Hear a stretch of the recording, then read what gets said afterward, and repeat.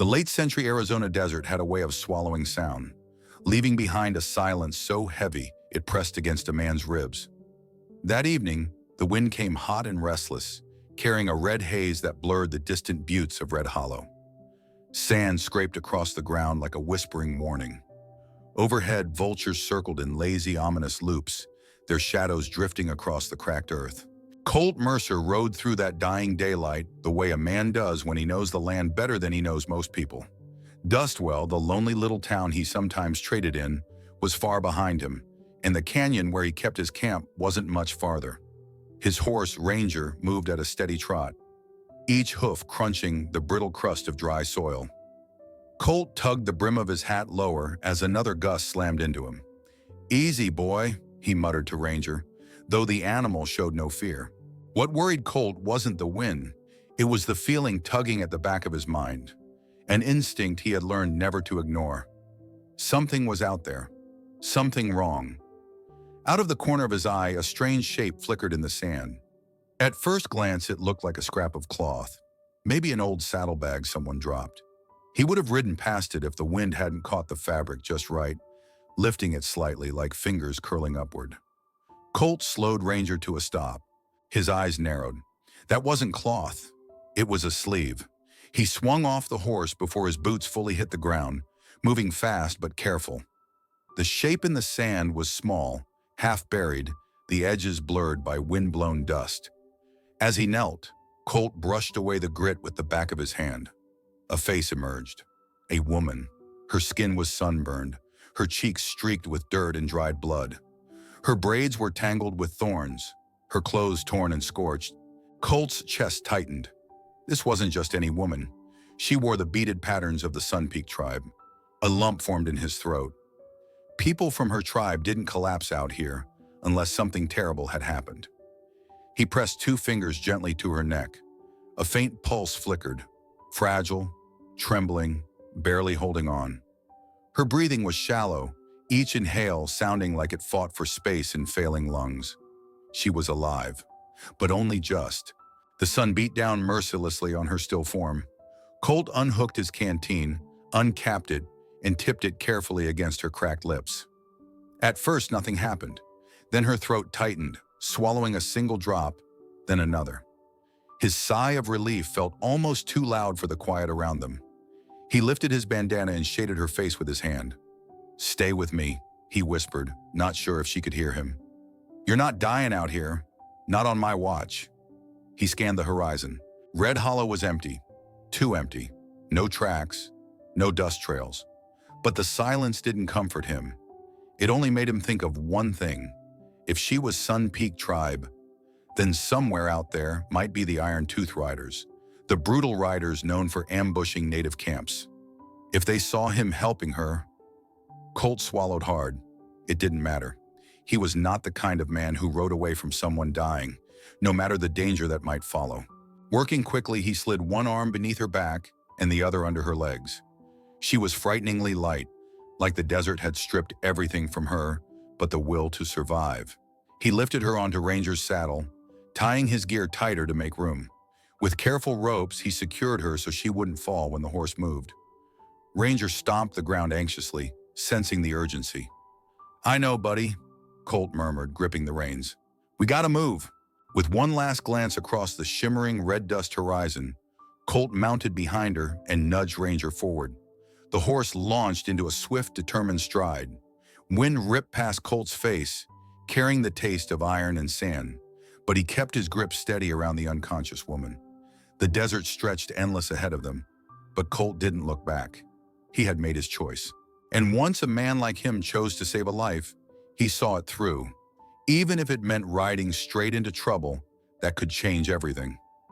The canyon walls of Raven Ridge rose like broken teeth against the evening sky, jagged and fire red under the last streaks of daylight. Colt Mercer reached his hidden camp just as the cold crept in, fast, sharp, and merciless the way desert nights always were.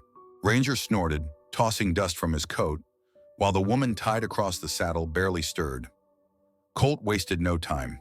He lifted Larka down with careful arms, surprised again by how weightless she felt, like someone the desert winds could have taken if he had arrived a few minutes later. He laid her gently on his bedroll, the coarse wool scratching softly against her torn clothes.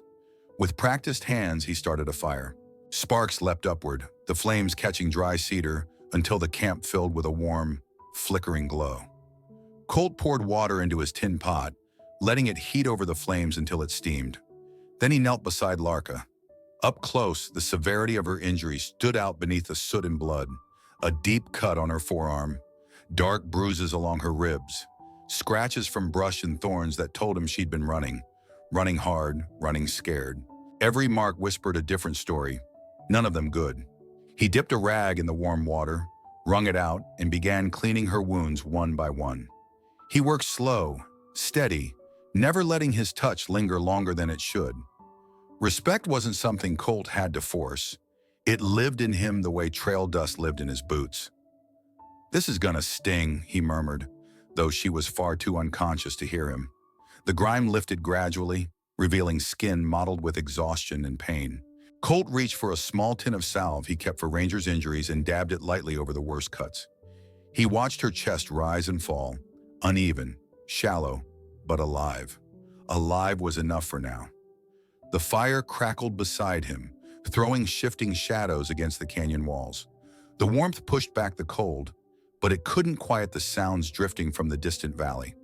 A long, eerie howl cut through the night, then another, then three more, in scattered intervals. Colt froze for half a heartbeat. Night howlers.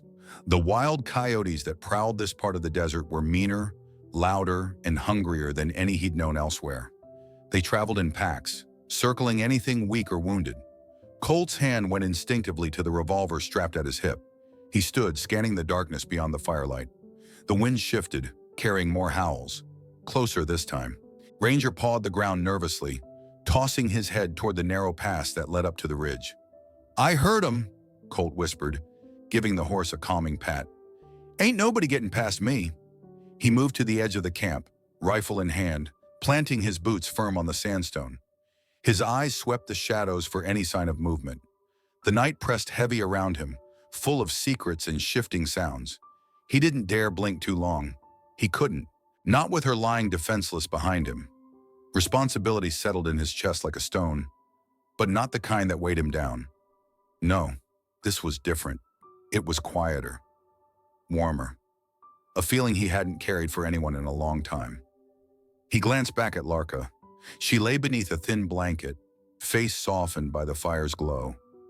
Breath still shallow, but steadier than before. For a moment, Colt felt something stir in him, something unfamiliar, yet strangely welcome. It tightened his throat and loosened something else inside him. He wasn't alone tonight. Not really. And that truth hit him harder than any ambush ever had. He'd lived too many years with nothing but a horse, a rifle, and the empty horizon for company. He'd accepted that loneliness, figured it was the price of surviving the way he did. But watching her struggle to breathe, watching life cling to her in fragile threads, Colt felt his chest ache in a way that wasn't pain. He sat down beside her again, rifle across his knees, eyes flicking between her face and the shifting darkness beyond the fire. "You ain't dying out here," he whispered, almost like a promise. "Not while I'm still breathing." Another howl rose in the distance, but Colt didn't flinch. The fire burned bright. The desert breathed slow. And for the first time in a very long time, Colt Mercer felt the cold edges of his life soften, just a little, because of the fragile woman fighting for her life under the same starlit sky. Morning crept over Raven Ridge like a slow blessing, brushing the jagged cliffs with soft strokes of amber. The fire Colt kept burning through the night had dwindled to glowing embers, but warmth still clung to the camp, swirling gently in the chill of dawn. Colt Mercer sat with his back against a boulder, hat tipped low, rifle across his lap. But he hadn't slept. His eyes stayed fixed on the wounded woman lying a few feet away, wrapped in his spare blanket. The first ray of sun reached her face just as the wind settled. Larka stirred. Her eyelashes fluttered like a bird testing its wings. Colt straightened, breath catching without warning. In the quiet of that moment, the entire desert seemed to hold still. Finally, with a soft, pained inhale, her eyes opened. Dark, deep, startlingly alive despite the exhaustion etched across her features. Colt had seen many things in his life, from shootouts to sandstorms, but nothing had ever rooted him to the earth quite like those eyes. For a few seconds, he simply stared. A strange heaviness settled in his chest. Not fear, not awe, but something in between that he couldn't name. Larka blinked, confused by the light, by the canyon, by the stranger hovering nearby. When she tried to sit up, pain shot through her body, pulling a gasp from her lips. Colt immediately lifted both hands in front of him, palms out, the universal sign of, "I mean you no harm." "Easy," he said softly, voice low and steady. "You're safe here." Larka's eyes darted around. The fire, the cliffs, the bedroll, then finally returning to Colt. Her breathing quickened. Instinct, fear, memory, all mixing together inside her like a storm. He kept his distance, knees still on the ground. "I found you out in the sand," he added gently, barely breathing. "Brought you here so you'd make it through the night." No sudden moves, no towering over her, no reaching out, just presence, just calm. Slowly, some of the wild fear in her eyes softened. She studied his face, the dust on his jaw, the tired lines under his eyes, the way he wasn't crowding her, even though she was vulnerable. Her lips parted, trembling with effort. "Larka?" The way she spoke her name, quiet, unsure, felt like a fragile thread connecting the two of them. Colt nodded once, as if receiving something sacred. He lowered his voice even more, letting each word land softly. "Colt Mercer." He said it slow, steady, like he didn't want to scare the morning breeze. Larka blinked again, this time less frantic. Her shoulders relaxed just a fraction beneath the blanket. Colt noticed and exhaled. The first exchange of words between strangers in a place where trust was rarer than water. She looked down at her bandaged arm, then at the salve tin beside her. Her eyes flicked up to Colt with something new. Curiosity, recognition, maybe even gratitude. She wasn't fully convinced she was safe, but she no longer saw him as a threat. For a woman who had likely run through fear and fire, even that small shift mattered. "You were hurt bad," Colt continued softly. "I patched what I could. You'll need rest for a while." Larka swallowed, the motion tight and fragile. "Why? Help me?" Colt hesitated, surprised she had the strength to speak at all. He looked past her for a moment, toward the sun inching up the ridge. How was he supposed to explain something he hadn't figured out himself? Finally, he answered the only way he knew how. "Didn't seem right," he murmured, "leaving someone to die out there." Larka held his gaze, and in that long, quiet look, something passed between them, something unspoken, but powerful enough that Colt felt it settle under his skin. Trust, only a little, barely more than a spark, but real. Larka didn't pull away when the wind brushed the blanket off her shoulder. She didn't hide her face when Colt gently leaned forward to tuck it back into place, keeping his fingers light, respectful, not touching anything he didn't need to. Her breathing eased. His chest tightened again, that same unfamiliar ache blooming stronger this time.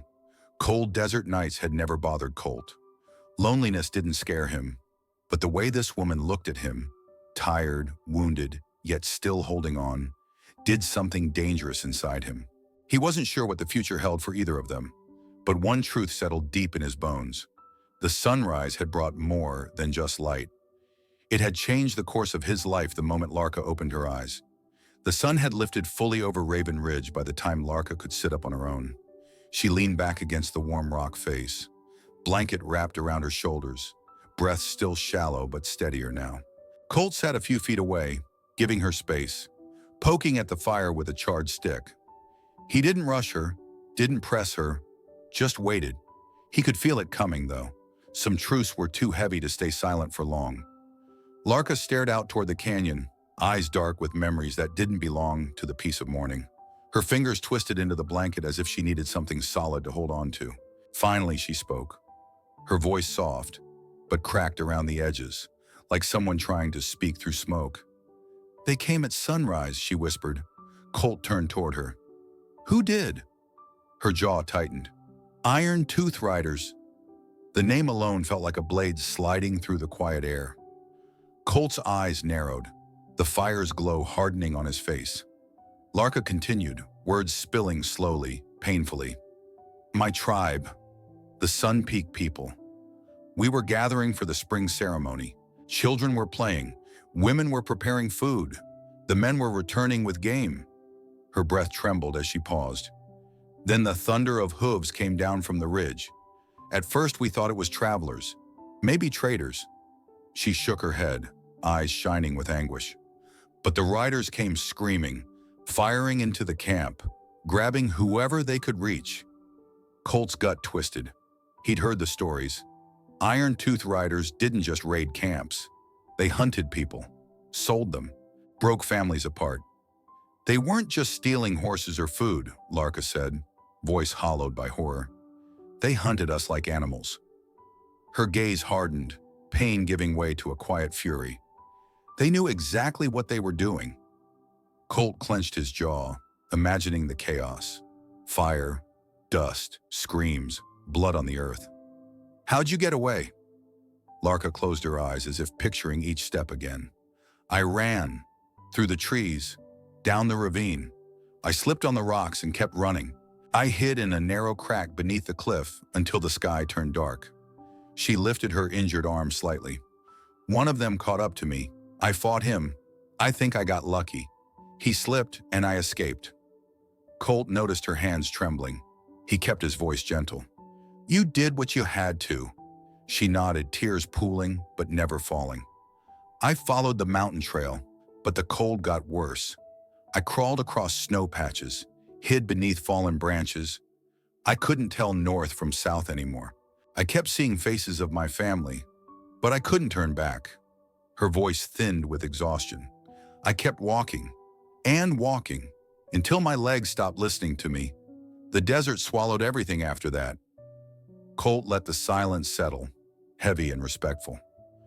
The wind swept across Raven Ridge, lifting strands of her hair and carrying them like black feathers across the firelight.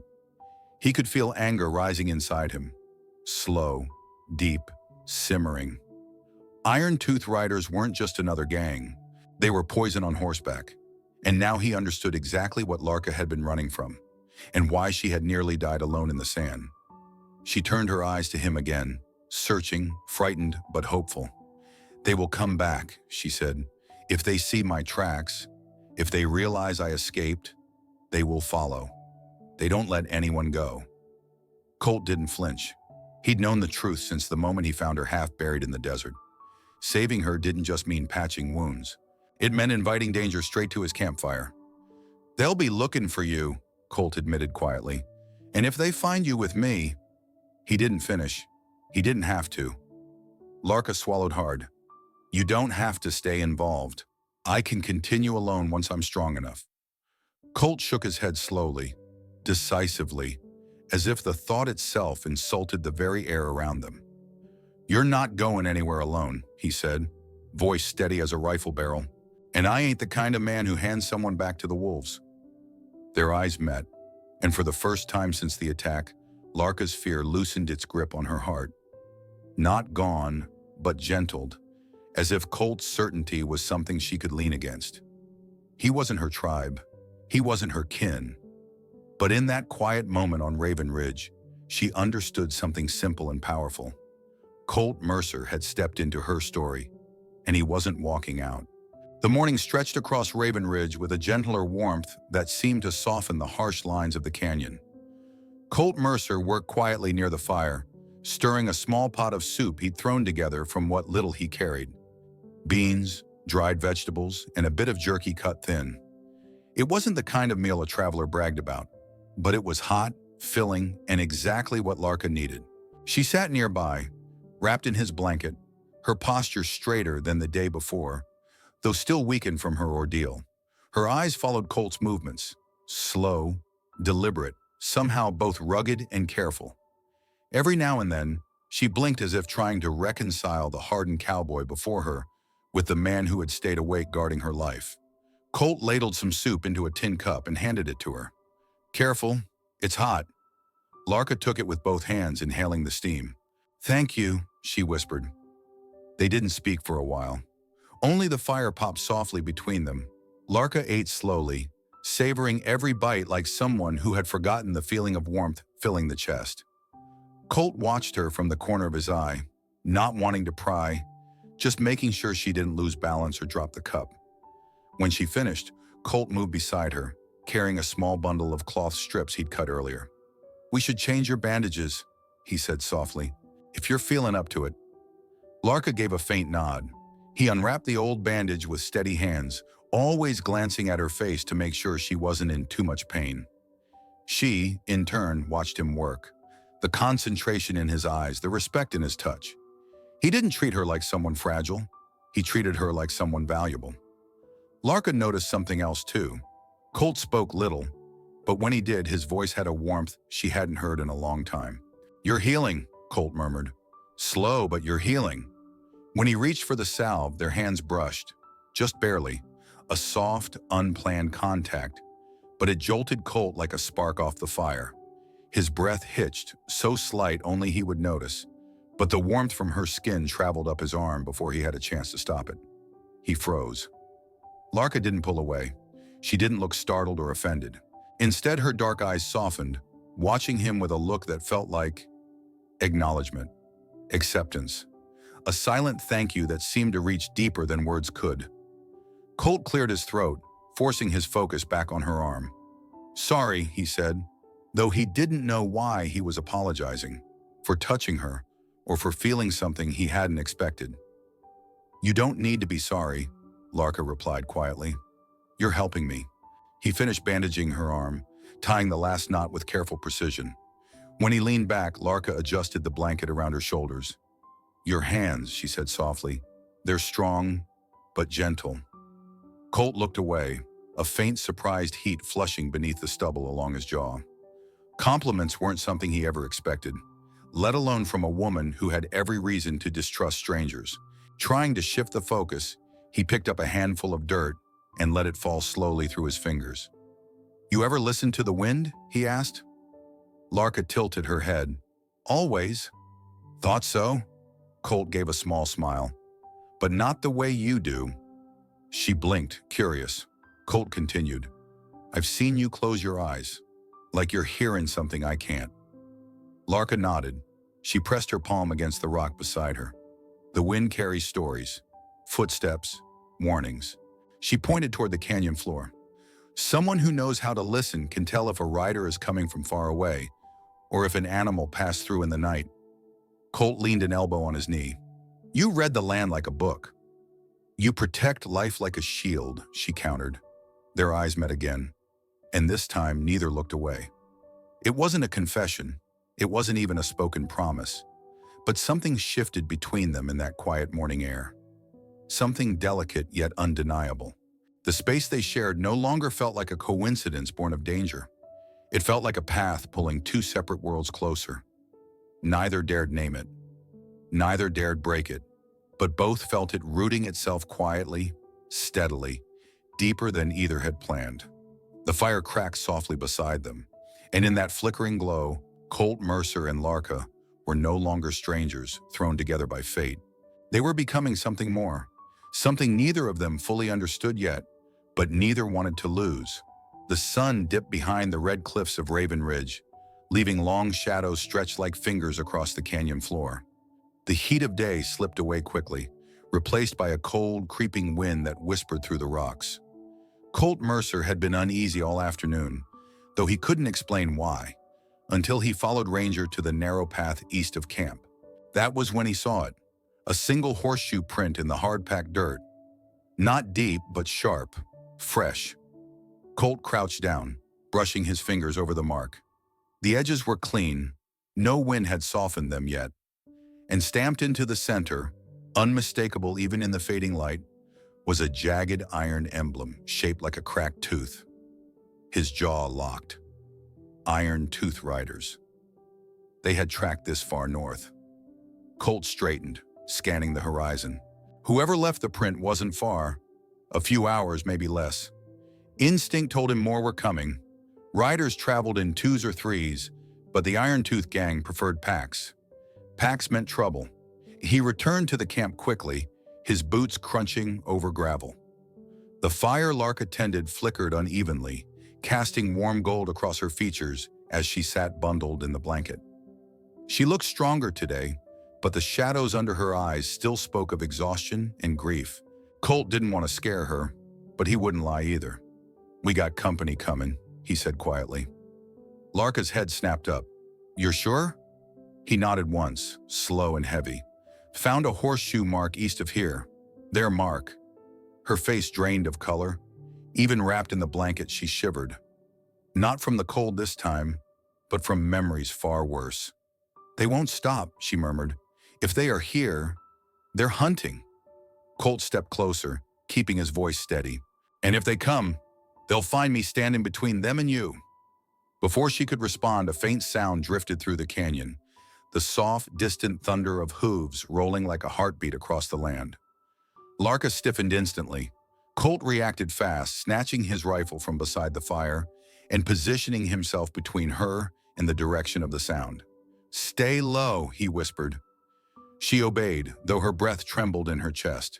The hoofbeats grew louder, then softened, then disappeared into the shifting wind.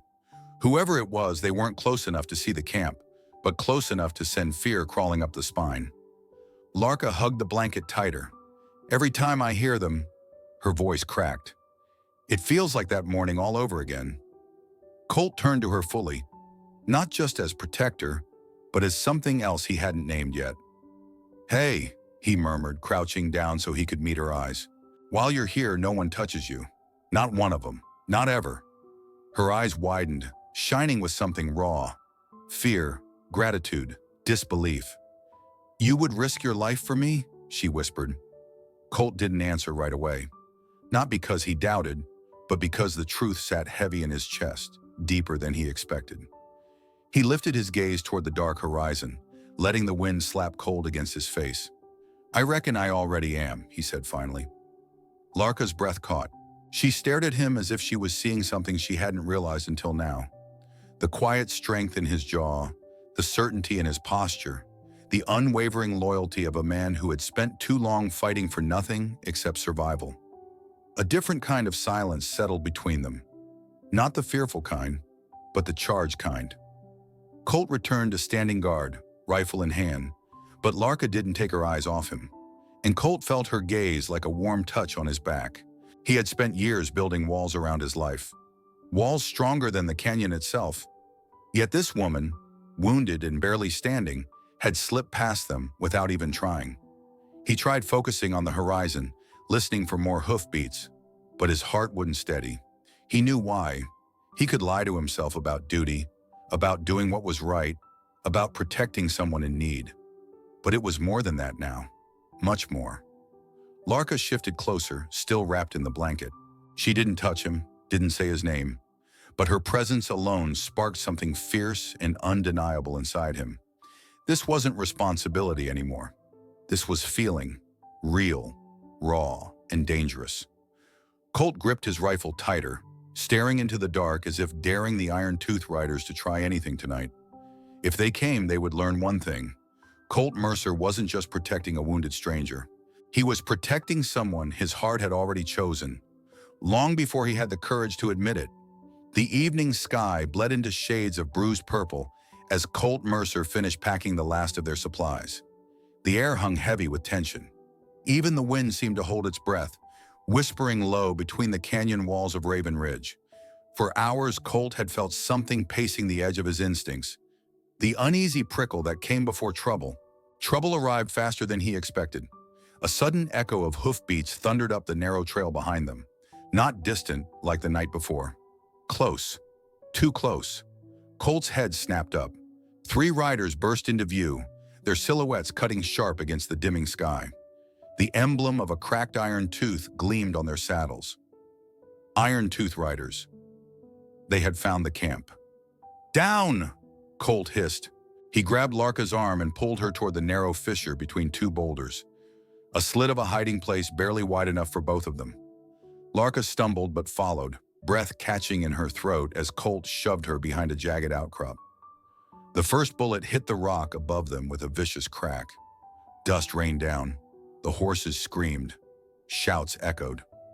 Colt didn't panic. His hands moved with the practiced steadiness of a man who had survived too many gunfights to fear one more. He cocked his rifle, leaned out just enough to see the riders closing in, and fired once. The shot pierced the evening air like lightning.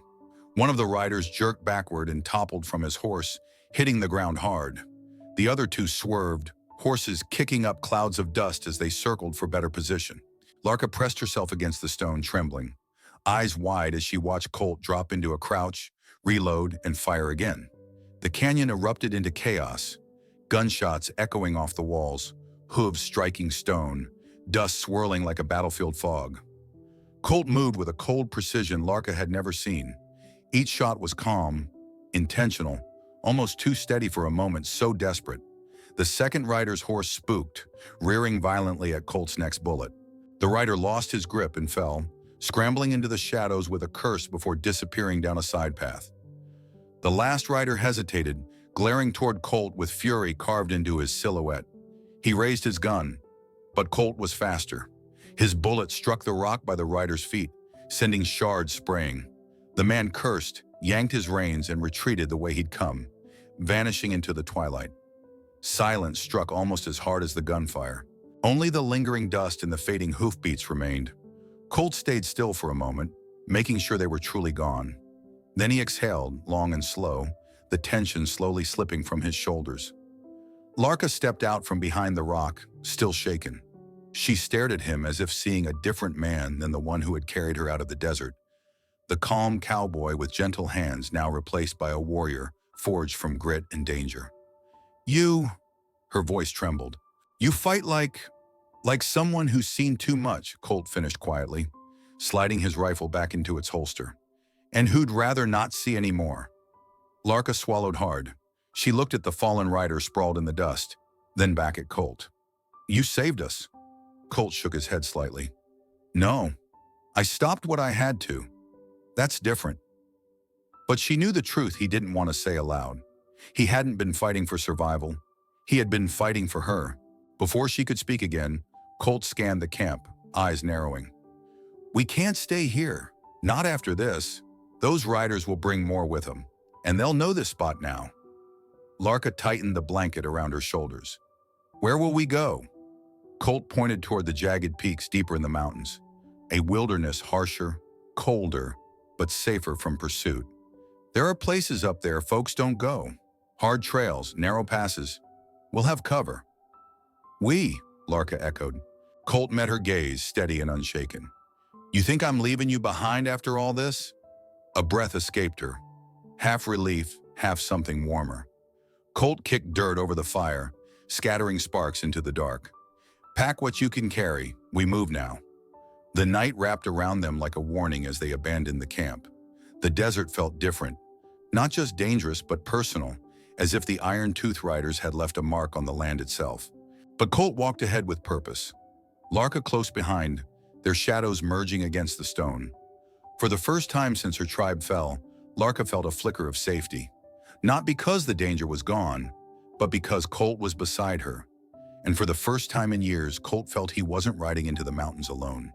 Night settled over the rugged peaks like a heavy blanket, the sky thick with stars scattered across the darkness. Colt, Mercer, and Larka had found shelter in a shallow cave tucked behind a curtain of boulders, far from the trail Iron Tooth Riders might take. A small fire crackled between them, its glow pushing against the cold mountain air. For the first time since they left the ridge, there was a sliver of peace. But peace had a way of stirring memories, especially the ones they tried hardest to bury. Larka sat close to the fire, holding her knees to her chest beneath the blanket Colt had given her. She stared into the flame, as if reading a story only she could see. Colt watched her quietly, knowing she was gathering strength to speak. "My father used to tell me," she began softly, "that the earth has a heartbeat." Colt straightened slightly, giving her his full attention. "He taught me to listen," she continued, "to feel it through the soles of my feet, to close my eyes and let the land tell me when to run, when to stay, and when danger was coming." A faint smile touched her lips, warm, but broken at the edges. "He said the stars were maps our ancestors drew for us." Colt listened, not interrupting. Her voice held a soft melody, something sacred from a life shattered too suddenly.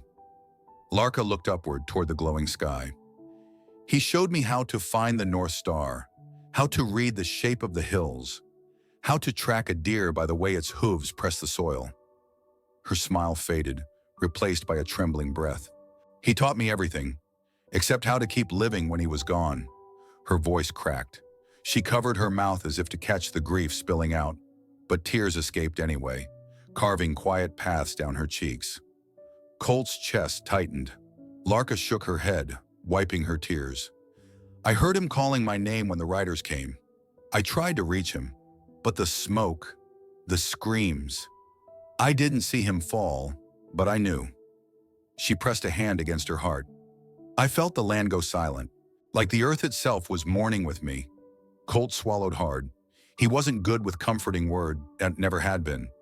But the sight of her breaking pulled something fierce and protective from deep inside him. I'm sorry, he murmured, his voice rough. No one should ever carry that kind of pain. She met his gaze, her eyes reflecting the firelight. It's strange, she whispered. I thought the desert had already taken everything from me. Yet somehow, I'm still here. Colt nodded slowly. Sometimes surviving is its own kind of punishment. Larka looked at him with quiet curiosity. You speak like a man who's lost someone too. He hesitated, the memories clawing at him like ghosts he'd kept locked away for years. But tonight, with the wind humming through the rocks and Larka's pain mirroring his own, the walls inside him cracked.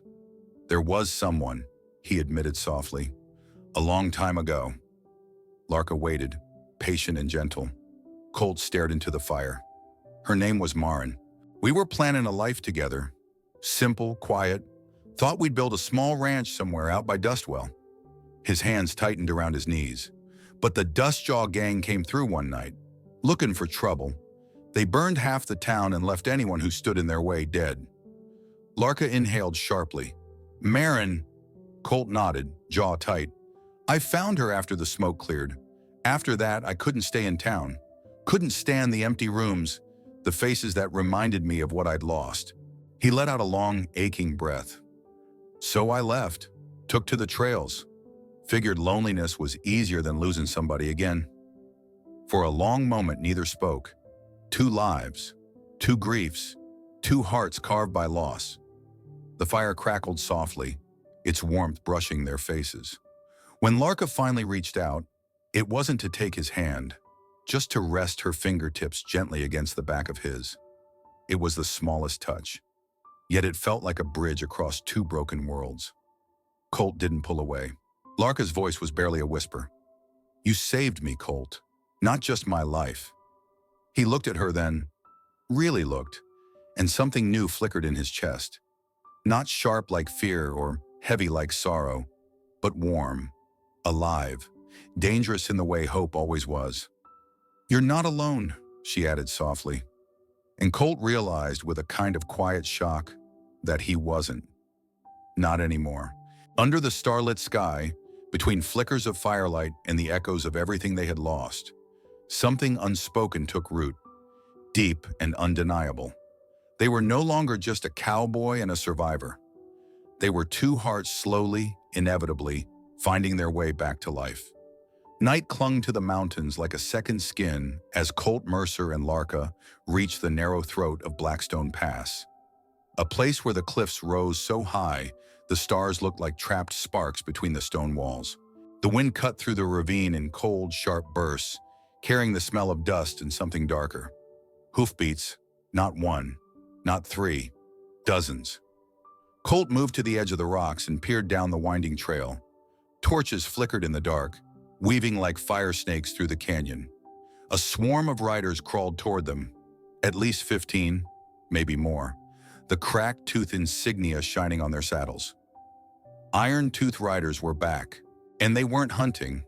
They were coming to finish what they started. Colt's jaw tightened.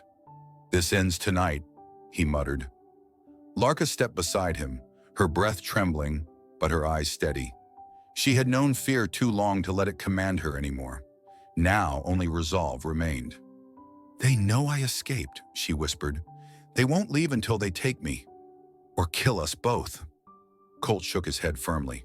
They're not taking you anywhere. Not while I'm breathing. The riders closed in, the rumble of hooves shaking the earth beneath them. Colt raised his rifle, but Larka grabbed his arm gently. Wait. Her voice was soft, but edged with certainty. There is another way. She led him deeper into the shadows of Blackstone Pass, pointing to a slit in the rock barely wide enough for a grown man to slip through. My father showed me this trail, she said. The wind carves tunnels beneath the stones, narrow enough to hide in, wide enough to strike from. Colt looked at the crack, then at her. You sure it's safe? She met his eyes. Safer than facing all of them head on. Follow me.